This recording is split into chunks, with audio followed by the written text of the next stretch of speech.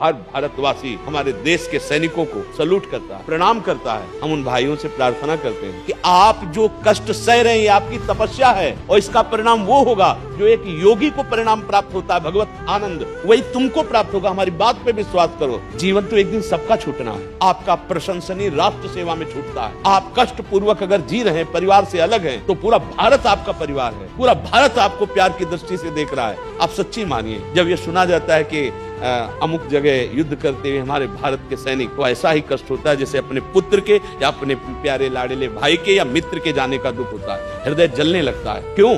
क्योंकि आप हमारे राष्ट्र से प्यार करते हैं। इसलिए परिवार और समाज अपने आप सुरक्षित रहेगा, आपका प्यार अपने आप सुरक्षित रहेगा यदि आप राष्ट्र सुरक्षा की तरफ ध्यान दीजिए, उसके त्याग की तरफ ध्यान दीजिए। आपका सम्मान है, आपने देशभक्ति के लिए ये मार्ग चुना है, तो देशभक्ति प्रधान रखिए। अगर हम चैन से सो रहे हैं, वो रात को जग रहे हैं, तो सुरक्षित हैं। वो बर्फ में खड़े हुए, उन्हीं के कारण में आप सुरक्षित हैं। उनका त्याग, उनका बलिदान प्रशंसनीय और वो भगवत प्राप्ति के लिए है। हमारे वचनों पर विश्वास करो। हम वृंदावन से बैठ के बोल रहे हैं, सच्चिदानंद भगवान की प्राप्ति के लिए जैसे हम तपस्या और साधना करते हैं, ऐसे तुम राष्ट्र सेवा में यदि कर रहे हो, अपने कर्तव्य का पालन करो, तुम्हारा जीवन व्यर्थ नहीं है। राष्ट्र का सबसे बड़ा पद राष्ट्र सैनिक का है, वो सर्व त्यागी है। विचार कीजिए। एक बार श्री विट्ठलनाथ गोस्वामी जी से किसी धनी मानी ने पूछा, बहुत कंजूस आदमी था, होते ना कभी कभी कोई बहुत कंजूस स्वभाव के होते हैं, तो उसने कहा एक पैसा ना लगे और भगवान की सेवा हो जाए और भगवान प्रसन्न हो जाए,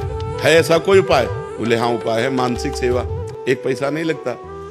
वो बताया पद्धति, ऐसे से ऐसे मानसिक करो। तो कुछ दिन हो गए, तो एक दिन उसने मानसिक में दूध में चीनी डाला, तो थोड़ा ज्यादा हो गई, तो उसको थोड़ा चुभा कि चीनी ज्यादा हो गई। कंजूस स्वभाव था, तो ठाकुर जी ने एक थप्पड़ मारा प्रगट में।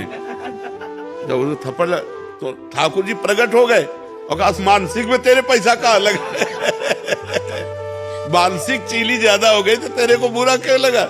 मतलब ठाकुर जी मानसिक सेवा को स्वीकार करते हैं, पक्का स्वीकार करते हैं, पर मानसिक सेवा का स्वरूप तभी माना जाता है जब मानसिक इष्ट दिखाई दे। जैसे मानो हम ऐसे बैठे हैं, हमारे सामने हमारे प्रिया प्रीतम है मानसिक, तभी तो उनकी सेवा होगी। वास्तविक जो प्रगट में आप भोग अर्पित करते हैं, वैसे ही लाभ आपको मिलेगा।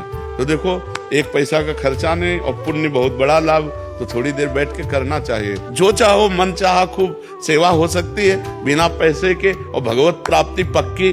हम लड्डू गोपाल जी को नहलाते हैं तो उस जल का निस्तारण कैसे करें? अभी तक तुलसी जी के पौधे में डाल देते थे, क्या ये सही है? हाँ, थोड़ा तो चरणामृत ले, आचमन करे, और फिर अगर तुलसी जी हैं तो तुलसी जी में डाल दे, नहीं तो उसको एक पात्र में भर के रखता जाए और फिर गंगा यमुना नदी में, जो आसपास अपने पवित्र नदियां हों, उनमें उसमें मिला दे। या तो ऐसे वृक्ष के घेरे में डाले जहाँ पैर न पड़े, क्योंकि भगवान का स्नान का चरणामृत है ना, तो उचित यही है कि तुलसी जी के घेरे में डाले। जिसके घर में तुलसी जी नहीं है, वो एक पात्र रख ले 5 लीटर 10 लीटर का, और उसी में डालता रहे, और जब भर जाए तो पास में जो नदी पवित्र हो वहां जाकर के उसी में डाल दे। ठाकुर जी के फूलों को पहले नदी में विसर्जित करते थे, अब जैसे एकत्रित फूल हो गए और किसी सरोवर नदी के तट पर गए और किनारे में खोद करके और उन फूलों को ऐसे कर दिया, उनको ऐसे। जी, जब भी हम कोई नया कार्य शुरू करते हैं, ऐसा कहा जाता है कि किसी को ना बताया जाए, क्योंकि पहले बता देने से वो कार्य सफल नहीं होता। क्या ये नहीं? ऐसी मान्यता नहीं। अपने कार्य को गुप्त रखने से कार्य में पुष्टता होती है। हम किसी से कह रहे हैं हम ऐसा करेंगे, हम ऐसा करेंगे, पता नहीं कर पाए कि ना कर पाए, तो एक उपहास के हम पात्र बनेंगे। पहले हम अपने कार्य को गुप्त रखते हैं और हम करते हैं, और करके जब सफलता प्राप्त हो जाती है तब कह देते हैं, तो कोई परेशानी नहीं। उसका कोई ऐसा मतलब शास्त्रीय सिद्धांत नहीं है, पर वो एक लौकिक सिद्धांत है कि किसी कार्य को करने के पहले बाबूदी हम क्यों मारे, हम ऐसा करेंगे, हम ऐसा करेंगे, हम ऐसा करेंगे। जब हम हो जाएंगे तब वो सब पूरा समाज जान ही जाएगा, हम क्यों बोले। सामाजिक व्यवस्था के अंतर्गत है ये, कोई शास्त्रीय आज्ञा नहीं कि आप पहले बोल देंगे तो अनिष्ट हो जाएगा और वो कार्य होगा नहीं, ऐसा नहीं। हमारा मन विवाह आदि का नहीं है, कोई रुचि भी नहीं है। शरीर संबंधी को थोड़ी चिंता हो जाती है कि बुढ़ापे में कौन संभालेगा, कौन देखेगा, और कभी कभी घबराहट भी हो जाती है कि इस जन्म चूक हुई और प्रिया प्रीतम के दर्शन फिर नहीं हुए तो फिर क्या? भरोसा रखो, तो हमें पहली बात तो ये नहीं सोचना चाहिए कि बुढ़ापे में मेरी सेवा कौन करेगा। जिसके लिए हमने जवानी दी तो वही बुढ़ापे में आएगा। अच्छा, मान लो हमारा ब्याह हो गया, पति मर गया, तो जब प्रभु के चरणों का हम भरोसा कर लेते हैं तो फिर ये प्रश्न नहीं होना चाहिए कि मेरी वृद्धावस्था में कौन सेवा करेगा। नहीं, ये नहीं सोचना चाहिए। हमने जीवन भगवान को दिया है, अगर वो तड़प तड़प करके मरने का अवसर आएगा तो हम तड़प तड़प कर उन्हीं को पुकारेंगे, राधा राधा, और मर जाएंगे। जब पुण्य आत्मा है तो स्वर्ग गति को, अगर स्वर्ग गति को जाता है तो देवलोक से आते हैं उसको लेने के लिए, अगर नरक गति को जाता है तो यमदूत लेने के लिए आते हैं। हरि गुरु सबकी रक्षा करते होते तो बात बन गई होती ना। और जो भक्त है उसका जब शरीर छूटता है, अंत समय में स्मरण हो गया भगवान का, तो भगवान को प्राप्त हो जाता है। अगर अंत समय स्मरण नहीं हुआ उसका तो पुण्यवानों के लोकों में जाकर के सुख भोगता है। फिर यहाँ मृत्यु लोक में श्रीवान कुलवान धनवानों के यहाँ उसका जन्म होता है, और वो पूर्व भजन जहाँ से उसका रुका हुआ था वहां से फिर भजन चल करके वो भगवान को प्राप्त हो लेता है। महाराज जी, मैं अपने जीवन में कुछ नया कार्य करने चलती हूँ तो मेरे आसपास के लोग मुझे उत्साहहीन कर देते हैं, जिसके कारण मेरे कार्य में उत्साह की कमी हो जाती है। मैं अपने कार्य में या केवल अपने लक्ष्य और भगवान को देखना चाहिए। किसी व्यक्ति के सपोर्ट या उसके हटने से हमें कोई फर्क नहीं पड़ना चाहिए। वही सच्चा कर्ता होगा जो केवल भगवान को देखे और अपने लक्ष्य को देखे। मुझे ये करना है, मेरे सहयोगी भगवान है, बस। चार लोग प्रशंसा करते हैं, ये उनकी बुद्धि है। चार लोग निंदा करते हैं, ये उनकी बुद्धि है। हम किसी की बुद्धि के सपोर्ट से नहीं चल रहे हैं, हम अपनी बुद्धि के सपोर्ट से चल रहे हैं। हमारी बुद्धि को सपोर्ट भगवान का मिल रहा है। इस तरह अगर हम चले तो हम बड़े उत्साह युक्त रहेंगे। नहीं तो उत्साह दिलाने वाले बहुत कम होते हैं, उत्साह गिराने वाले बहुत लोग होते हैं।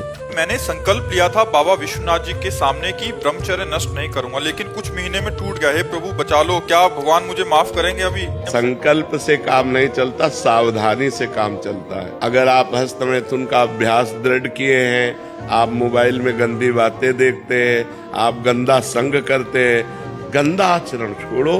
कसम संकल्प नहीं करना चाहिए, कसम नहीं खानी चाहिए। हम अभ्यासरत हैं, हम ऐसा प्रयास करेंगे कि जीवन में ना हो। कसम नहीं खा रहे, अगर हम प्रयास में फेल हो गए फिर हम प्रयास करेंगे, फिर प्रयास करेंगे। ऐसे करना चाहिए, कसम नहीं खानी चाहिए। कसम किसी बात की नहीं खानी चाहिए। कसम बिगड़ैल में नहीं खाई जाती, कसम बनने पर खाई जाती है। और जब 2-4 वर्ष निकल जाएं तब कसम खा सकते हो कि अब मैं कसम खाता हूं, भूल करके भी मैं ऐसा कार्य नहीं करूंगा, क्योंकि 4 वर्ष 5 वर्ष हो गए मैं संयम से चल रहा हूं। तो कसम खाए। जब हस्तमैथुन के लिए मन कहे तो बिल्कुल ऐसा समझो मेरे हाथ टूट गए, मैं बिल्कुल नहीं करूंगा। अगर ज्यादा मन परेशान करे तो बाहर निकल कर टहलने लगो, राधा राधा राधा राधा राधा, उससे बचो।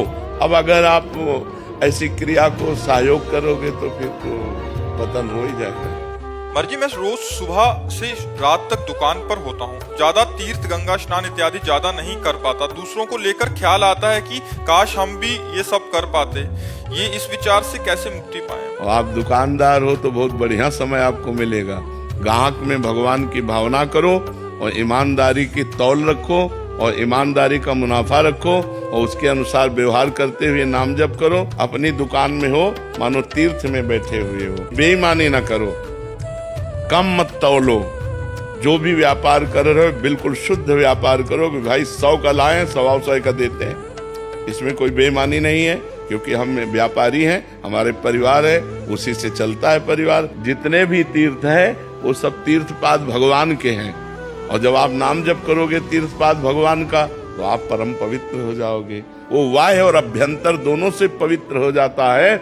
जो कमल नयन भगवान श्री हरि का स्मरण करता है तो अब आपको कौन से तीर्थ जाने की जरूरत? कमल नयन भगवान श्री हरि का हरिशरणम हरिशरणम हरिशरणम, परम पवित्र हो आप। हमारे जी कॉलेज और स्कूल के स्टूडेंट्स भी हमारे जी आजकल ट्रेंड चल गया है गाली दे के ही बात करने का। और बहुत गंदी बात है, बहुत गंदी बात है। तो जो बच्चों की गंदी बातें हैं, आपस में गालियां देना, गंदी बातें करना, गंदे मजाके करना, ये सब नहीं करना चाहिए। इससे हमारा स्वभाव बिगड़ता है, इससे हमारी बहुत हानि हो जाती है।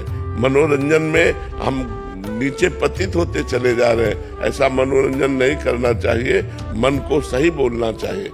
विद्यार्थी का जीवन तो एक तपस्वी जीवन होता है। वो हर अपनी इंद्रियों को कंट्रोल में करके विद्या अध्ययन करके उच्च स्थानों पर प्राप्त करता है। जो विद्यार्थी हस्तमैथुन करता है, जो विद्यार्थी गर्लफ्रेंड आदि बना करके बॉयफ्रेंड बना करके व्यभिचार करता है, जो विद्यार्थी नशा करता है, जो विद्यार्थी गंदी बातें बोलता है, वो विद्यार्थी नहीं, वो तो भ्रष्ट आचरण वाला बच्चा है, वो दंडनीय मार्ग में जा रहा है। नहीं करना चाहिए। नए नए बच्चों से हमारी हाथ जोड़कर प्रार्थना है कि वो व्यसन और व्यभिचार से बचें, अपने बूढ़ों का सम्मान करें, समाज में अच्छे व्यक्तित्व को स्थापित करें, गंदे बच्चे बन करके समाज को गंदा ना करें।